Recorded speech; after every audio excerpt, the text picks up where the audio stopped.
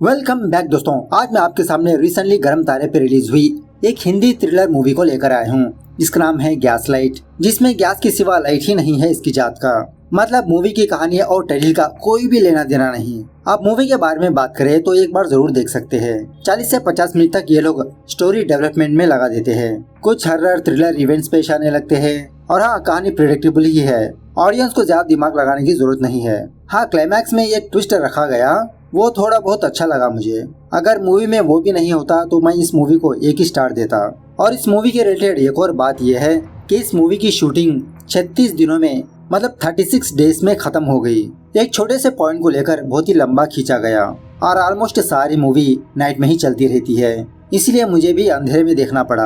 आप नई मूवी है इसीलिए आपके सामने लेकर आया हूँ। तो चलिए इन शॉर्ट में मैं आपको इस मूवी की कहानी सुना देता हूँ। उससे पहले लुटा दो प्यार, फॉलो इंस्टाग्राम। कहानी की शुरुआत में ही एक नदी के अंदर एक कार को देखते हैं और उस कार के अंदर किसी की डेड बॉडी होती है और यहाँ पर यह सीन कट होता है। उसके बाद कुछ वीडियो क्लिप्स देखने को मिलती है जिसमें राजा साहब काफी सारे बच्चों को बुलाकर अपने बेटी का बर्थडे मना रहे होते हैं।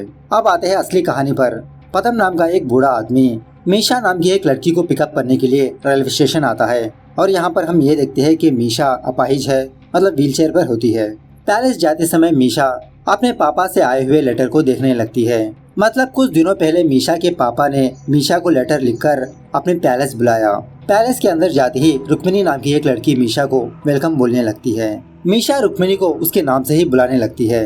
एक्चुअली रुक्मिनी मीशा की स्टेप मॉम होती है और दिखने में ऐसा भी लगता है कि मीशा इससे नफरत करती है।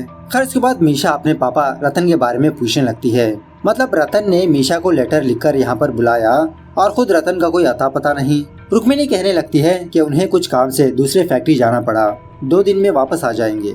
ऐसा कहते हुए रुक्मिनी मीशा को उसके कमरे में ले जाती है। उसके बाद मीशा अपने बचपन की स्केच बुक ओपन करके अपनी यादें ताज़ा करने लगती है।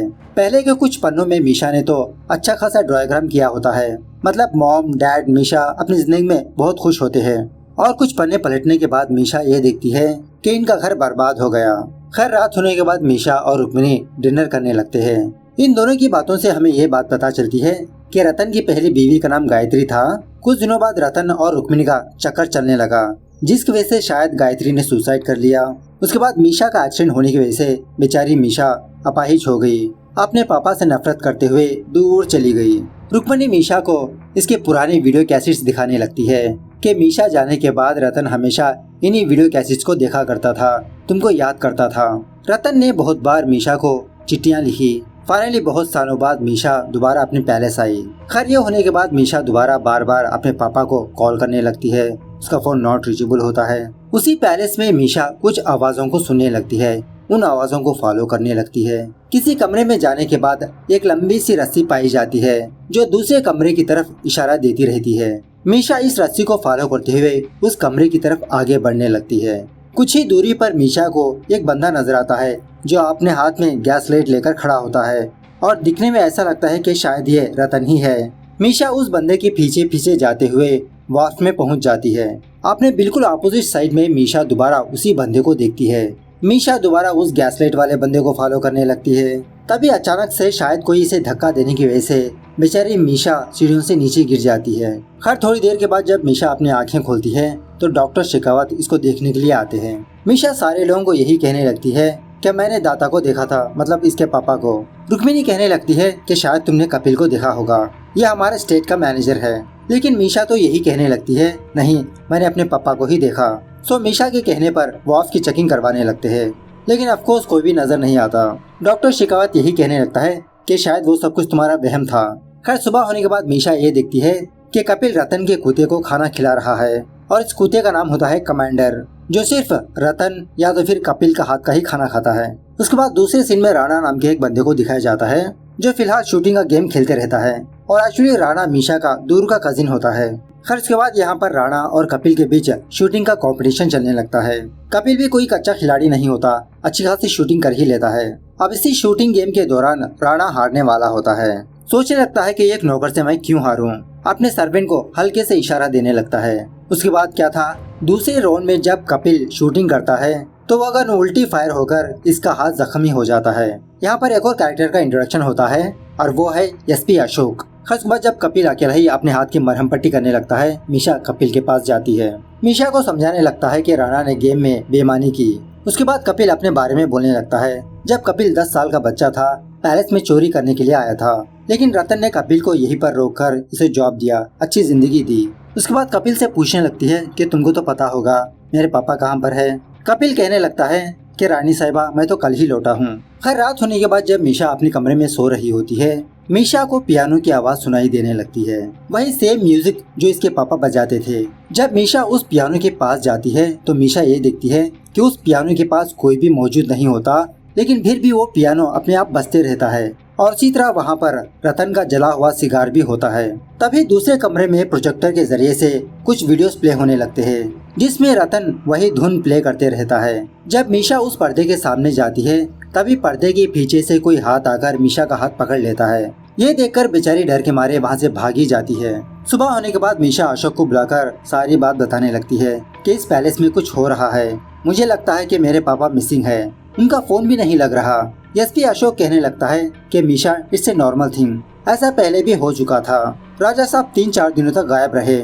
जब तलाशी ली तब जाके हमको ये बात पता चला कि राजा साहब एक लड़की के साथ किसी होटल में थे। ये सुनने के बावजूद भी मीशा मिसिंग पर्सन की एफआईआर दर्ज करने के लिए कहती है।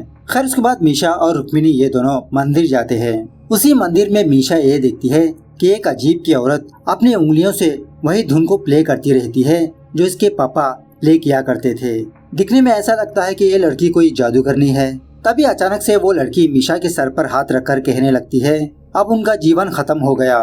खैर पैलेस आने के बाद मीशा कपिल से कहने लगती है कि आज मैं मंदिर में एक औरत से मिली, एक अंधी औरत, वो मेरे पापा के बारे में कुछ जानती है, प्लीज तुम उसको हमारे पैलेस ले आओ, मुझे जानना है। सो रात होने के बाद कपिल उसी तरह से उस औरत को पैलेस में लाता है मीशा के सामने। कुछ मंत्र वगैरह पढ़ते हुए मीशा से कहने लगती है कि तुम अपने पापा को बुलाओ, वो तुमसे बात करना चाहते हैं।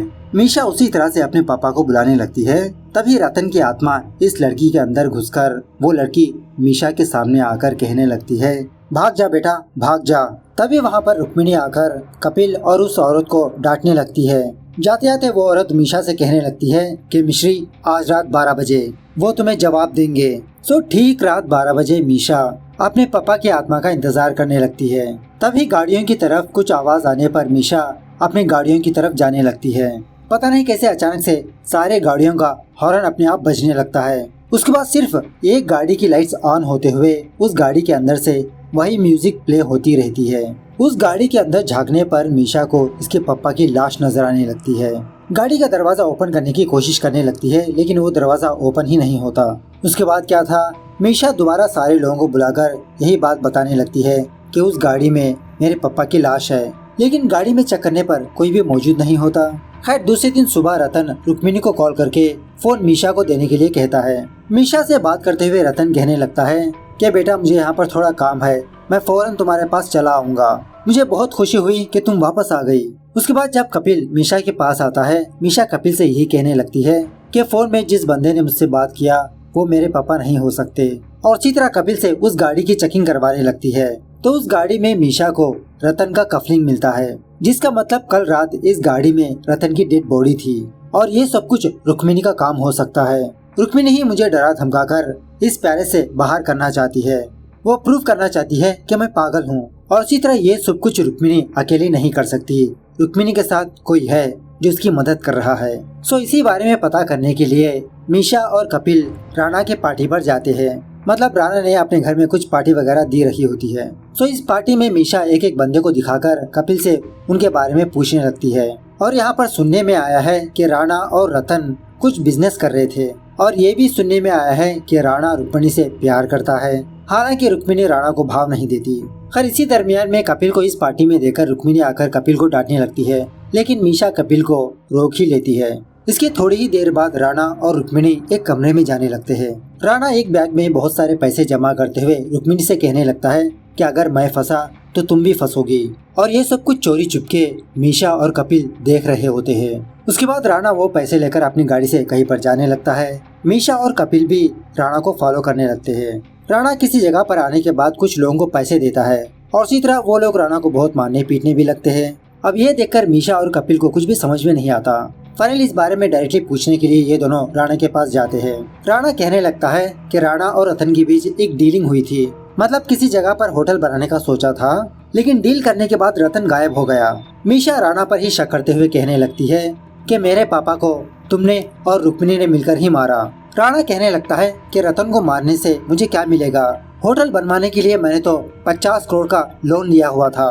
अब फिलहाल पेपर्स पर रतन के बदले मीशा साइन करने के लिए कहता है, लेकिन मीशा इसके लिए मानती नहीं। और उसी तरह राणा से मीशा और कपिल को ये बात पता चलती है कि रुक्मिणी फिलहाल प्रेग्नेंट है, लेकिन उसका बाप रतन नहीं है। इसी के बारे में अंदर डिस्कस हो रहा था। इस तरफ जब रुक्मिणी अपने स्विमिंग पूल में स्विमिंग कर रही होती है, इसको कुछ अजीब से हैलुसिनेशंस आने लगते हैं कि जैसे इसने अपने पेट में खंजर चुबा लिया, मतलब अपने बच्चे को मार दिया।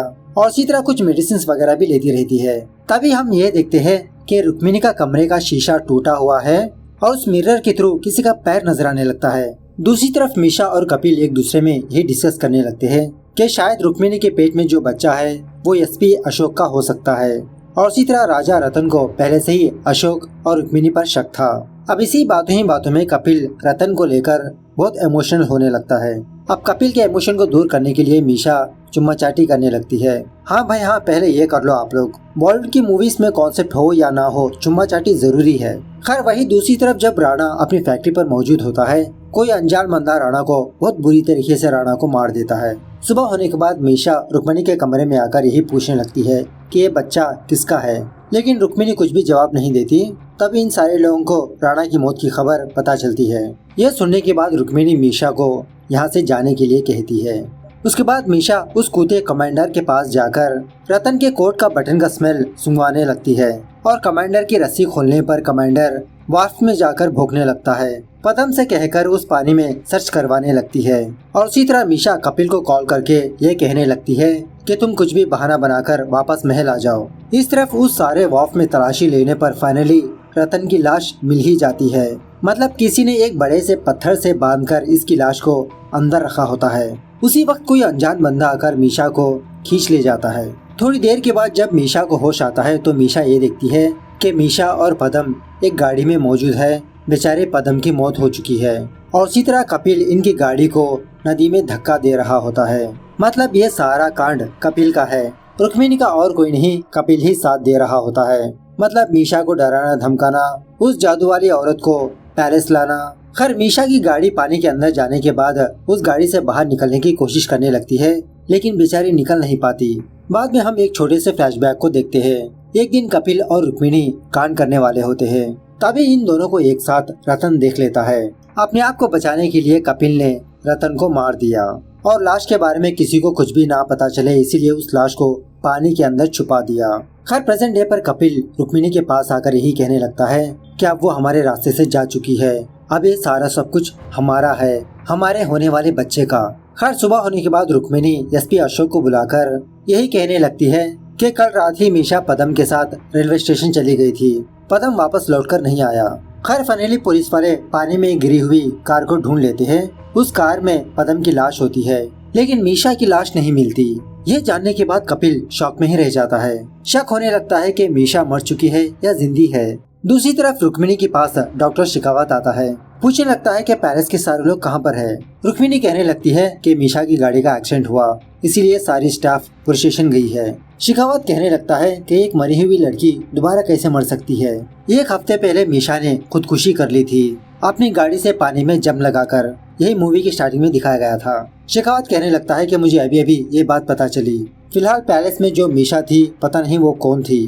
तभी ये दोनों कुछ ही दूरी पर मीशा को देखते हैं, व्हीलचेयर पर बैठी हुई अपने हाथ में गैस लाइट लेकर। मीशा ये कहते हुए अपने पैरों पर खड़ी होने लगती है कि मैं मीशा नहीं हूँ। सीन थोड़ा फ्लैशबैक में जाने लगता है। बचपन में मीशा के बर्थडे के वक्त फातिमा नाम की एक लड़की भी आई थी। उसके बाद फातिमा अपनी नॉर्मल की जिंदगी गुजारने लगी। मतलब शायद ये डॉक्टर है, समथिंग लाइक दैट। जब मीशा का एक्सीडेंट हुआ था उस वक्त मीशा फातिमा के हॉस्पिटल में ही आई थी और मीशा को लाने वाला डॉक्टर शिकावत था। अब उस एक्सीडेंट की वजह से बेचारी मीशा अपाहिज हो गई थी, लेकिन फातिमा ने मीशा को एक अच्छा सा सपोर्ट दिया। देखते ही देखते ये दोनों बहुत अच्छे दोस्त बन गए। उसके बाद में धीरे धीरे मीशा अपने पापा को माफ करने लगी। एक दिन फाइनली मीशा अपने पापा को कॉल किया। इन दोनों के बीच बहुत बातें होने के बाद रतन मीशा को वापस पैलेस बुलाने लगता है। लेकिन अचानक से एक दिन रतन का फोन नहीं लगा। बेचारी मीशा रतन का इंतजार करती रही कि अब या तब इसके पापा आएंगे, इसको ले जाएंगे। रतन न आने की वजह से बेचारी मीशा टूट के बिखर गई। इसी सदमे के साथ मीशा अपनी गाड़ी लेकर लेक में कूद पड़ी, मतलब सुसाइड कर लिया।